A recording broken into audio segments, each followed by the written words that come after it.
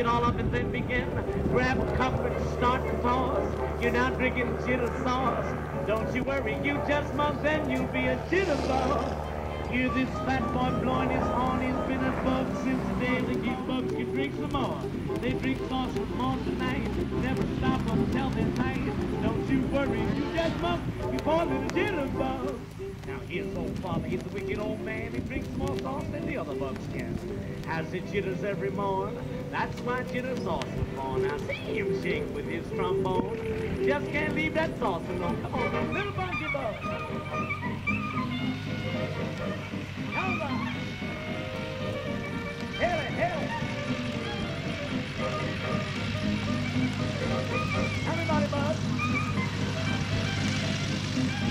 Come on, bud.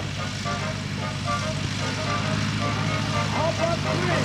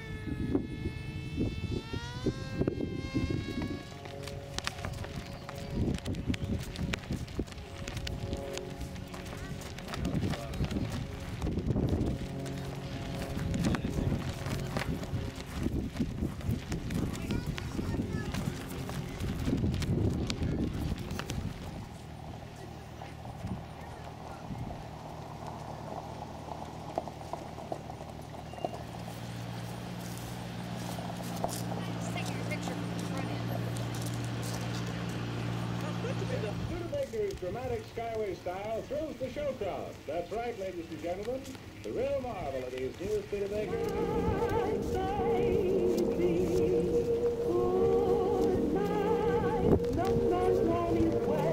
Today. Well, ladies and gentlemen, we're going to demonstrate how to start an airplane when we can't afford a new battery. We're passing the hat for a new... All right, Tim Bridges is going to pull the prop through, 450 horsepower Stearman. Switch off. 2 magneto switches for 2 magnetos. 1 switch, actually 2 magnetos. Now what he's doing is getting the prop in just the right position on compression. We'll pull it. Tim Bridges, ladies and gentlemen! Hopefully next year we'll have a new battery for that thing. Right now we don't have one. Everything else today we should start, except for the Piper Cubs, with electric starters. Okay, from the left to the right, we are starting the parade. Here they come. Give them a hand, folks. Here comes the parade lining up now. We have the well, it's a parade of 1. Well, we shall talk about the lovely Snoopy today. Looking very fine. Somewhere behind the lovely Snoopy is a staff car full of pilots. This is a 1938 motorcycle replica and sidecar built by the Ural Company in Russia. You can go online and find them. The URAL, see the red star for Russia? And that's a replica. The first good high horsepower radial engines. Here we go. The Wright Cyclone in 1925, 220 horse.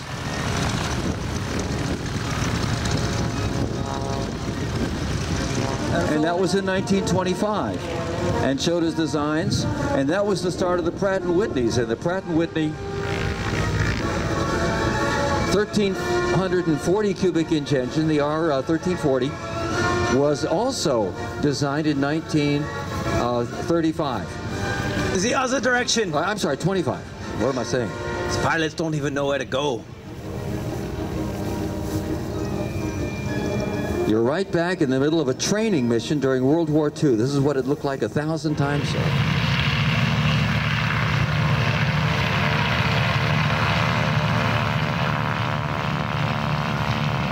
And as you can see, it moves right out. That is the ideal engine for these Stearmans. Many Stearmans, as they're known, PT-17s or the N2S123s, were made during World War II, about 10,000 of them, and used for primary trainer purposes. Many survived the war and were used as crop dusters.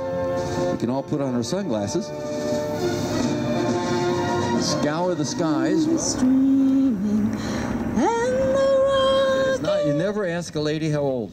All right, yes, but the balloons are for a simulated strafing and bombing run. Yeah. We used to do this a lot in the First World War. Yes, but that was for barrage balloons that look just like that. The balloons, they will shoot back? I doubt it. No.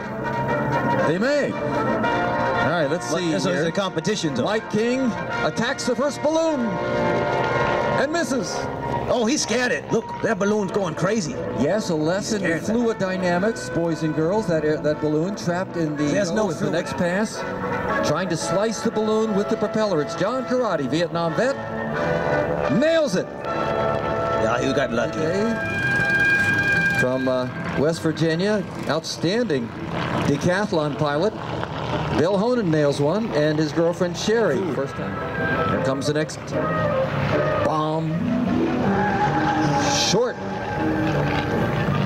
Believe it or not, this is a historical reenactment for the Rappahannock Electric Company, also one of our wing walkers, and our resident flight instructor. He puts it right Barrett at the hop. It went right between his legs. Brown, he has the real bomb clenched in his left hand. The fuse is lit from the cigar clenched between his teeth. Down comes the bomb. Down goes the house. The pants are already down, obviously. Barron, pull up. Pants on the ground, looking like a fool. White cloud is up there in front of that white cloud. Yeah, we used to do the same thing during the First War with a tin can from about 10,000 feet. Really? You ready? Well, he's not. Come on, Rick, give it a shot. There we go. There we go. I'm not so impressed. Jacobs will demonstrate walking the wing without a parachute.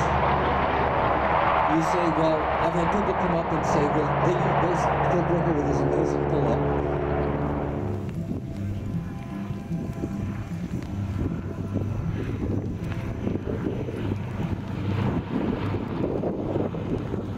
The 1 foot stance, a balancing act up there, is Kirk Wicker, one of the finest